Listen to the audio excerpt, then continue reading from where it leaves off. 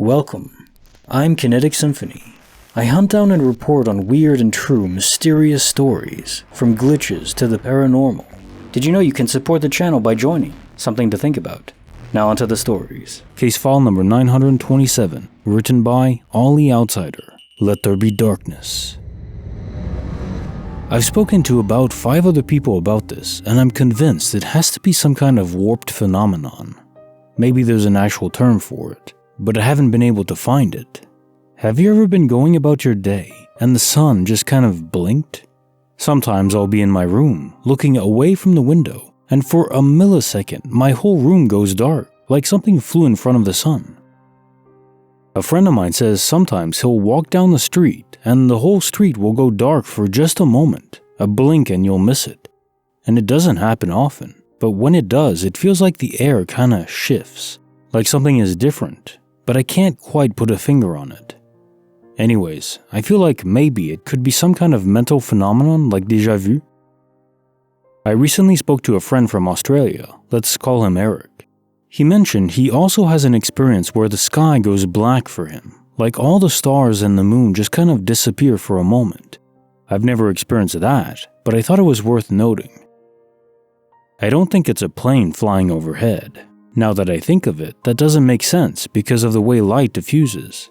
The sun, an extended light source, very far away, would not produce a complete shadow for a high-altitude aircraft. Most planes fly very high, and especially because I don't live near an airport, a completely dense shadow would not hit the ground. It's not a sufficient explanation.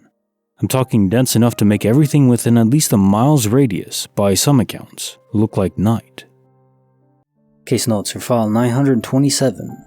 Let There Be Darkness. This is a fairly well-observed phenomena at this point. I should try to invent a name for it. Maybe light collapse event? Personally, I'm of the mind that it's in the brain, something is interrupting the processing signals. In this case, it doesn't sound like it was total and absolute darkness, more of a extreme dimming. Made it look like it was nighttime, but I assume you could still see like the outline of things, shapes in the distance. Whereas in other cases like this, it's complete darkness and no processing of any light whatsoever.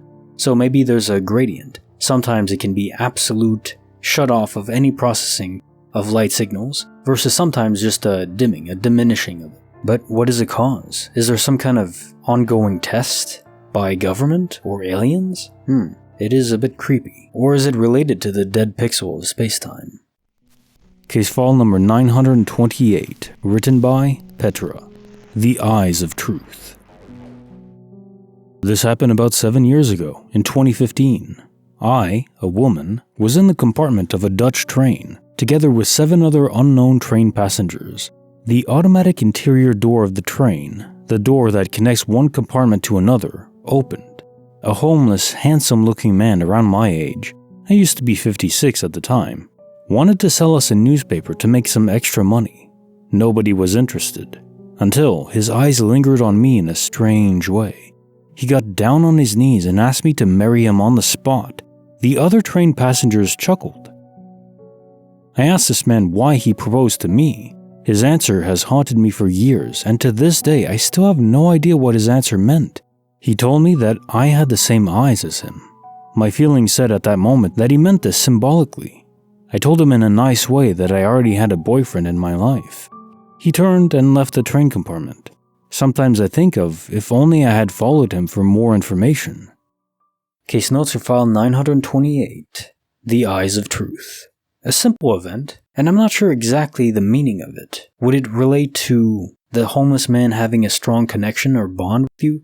Something intuitive? I'm of the mind that in the real world, if this is a simulation, we may know other players, and we may be able to sense if they're near us. So that homeless man in this simulation, maybe in the real world he's a close friend, and you just know. And I do think the eyes, maybe subconsciously, were able to pick up on the presence of that soul. There's a reason why in lore, the eyes are always seen as the method to reach the soul, the connection to it, like a window. Indeed, it does make you wonder what would have happened if you had followed him. Of course, you were already taken, so I don't blame you for not doing so. It does make you wonder. It's all these series of tiny choices we make throughout life that completely alter the final destination. Or does it alter it? Are we in a pond? Are we in a river? If we're in a pond, maybe the waves will alter where we end up. If we're in a river, though, well, that flow is just gonna keep pulling us along no matter how many stones we cast or where they land. When the river ends, and we finally reach that waterfall, is there another river at the bottom? Case file number 929, written by no-buttstuff, the credit card with a mind of its own. I was working at a pub last Friday. Later on in the evening, it was quieting down. Only I and the other bartender were present. While I was speaking with and dealing with clients, she was doing things like cleaning and stocking. A lady sits at the end of the bar, orders one drink, and asks to pay off her current tab. I hand her her check. She hands me her card. I put in her card in the chip reader, the credit card slips print. I hand them to her. I see her put her card back into her wallet, and she thanks me and then signs the slips and gets up to leave. I reciprocate the thanks and pick up the credit card slips from the bar to enter my tip. I return to the computer 30 minutes later to find 2 slips printed out and a card protruding from the chip reader. The lady had already paid for this tab, and because of the way our system works, it is not allowed to cash out the same tab twice. It's impossible. To make sure I wasn't dreaming, I checked my credit card slips, and sure enough, there is a slip where she typed a tip and signed it. The next day, she comes into the bar really confused and says, "I could have sworn I put my card back in my wallet last night, but I can't find it anywhere. So I just wanted to check and see if I left it here by chance."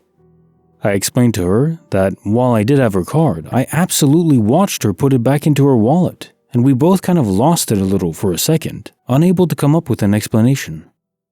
Case notes for file 929, a credit card with a mind of its own. So this is interesting. It's uncommon to have DOP and re-renders where there's multiple witnesses, but what struck me was that the credit card slips that you still had, and they were duplicated. Of course, it couldn't charge the card twice, as you mentioned. There's a hard limit on the software itself. So not only did the credit card on her end, the customer, vanish and then reappear in the machine, but there were 2 slips, even though the card was only charged once. The slips, the receipt, they duplicated, whereas the card simply de-rendered and re-rendered. It's a whole jumbled mess. The universe can't even decide how it wants to glitch. But I will say, I'm very glad that you confirmed to her that you saw her put the credit card in her wallet. That would help to reassure her that she's not going crazy, which is very kind of you. You didn't have to corroborate her story. Puts her at ease. Very good. Case file number 930, written by Soul Keeper, The Great Jordan Mystery. So basically, I work as a sneaker restorer. In our shop, there's only 2 of us who work here. So there's this Jordan 1 triple white that's really messed up that our customer wants to be customized into Jordan 1 patent bred. The customer pays it in full. I start working on it. I finished customizing the pair by January 8, 3 days ago. It's wonderful work I've done there. I took 4 pictures of it before I put it on a sneaker stand. My coworker and I adored it for a while that same day before we proceeded to work on other sneakers. Just yesterday, as I opened the shop to start a new day of work, I was looking for that custom J1 patent bred I did. I couldn't find it. Then later on, my coworker came in. I asked him and he told me it's on the stand I put it on. Then we went there, and yes, there it was, but not restored. It was a Jordan 1 triple white. My coworker and I were just blown away by this. We both thought the Jordan 1 I customized was stolen. I start saying curse words. Then my coworker picked up the J1 triple white on the stand and we began to check if it was a customer's pair, and yes it was, because it has this particular styled up swoosh, creasing and ripped leather, and a yellowish sole. We both questioned the simple reality of what just happened. I checked the picture on my phone, but there was nothing there. I know I'm not daydreaming because my coworker was there with me all the time. My coworker asked me what I'm going to do now. I said screw this random happening. I'm gonna work even harder. Glitches be damned.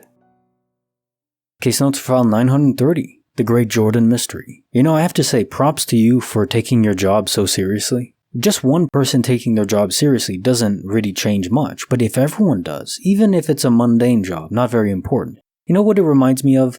This classic movies from the 80s, Coming to America, where Prince Akeem is working in McDonald's and he's just mopping the floors and, in any task he does, cleaning the windows, He takes it so seriously. He puts all of his energy into it because that's his job. That's what he's doing. Taking pride in what you do, even if it's not the last thing you want to ever do, is important. Before I was a YouTuber, I was cleaning offices. That was my job for like 3 years. And it wasn't bad. I'm kind of an introvert, a night owl, so I could go in at night, no one was around, just do my thing. But I took it seriously. I tried my best to make everything as clean as possible, because that was my responsibility. And it doesn't affect much, but it affects the lives of the people that work there in the offices that I was cleaning. So no matter what you're doing, take pride in it. And then, if you don't like what you're doing, the job you have, obviously try to take steps to change jobs to something you like more. Wherever you are, put in that effort. It'll pay off, even just if it's in the lives of other people. Regarding the glitch itself, I would say, yeah, it's just a classic DOP re-render. Although the fact that the shoes shifted from what you had already altered to the previous ones, well, just classic Universal shenanigans. In another universe, the you there didn't actually fix the shoes yet. They got a pair that's already altered, and then you got the ones that weren't. So in that universe, he had to do less work. Kinda lucky, I guess. Et bon, c'est la fin du vidéo. Je veux dire, ça passe bien. Ça passe vite quand même. L'année, là, ça roule tellement vite. Moi, je suis content. Tout va bien. Si t'as aimé la vidéo, passe un like, puis je te vois demain.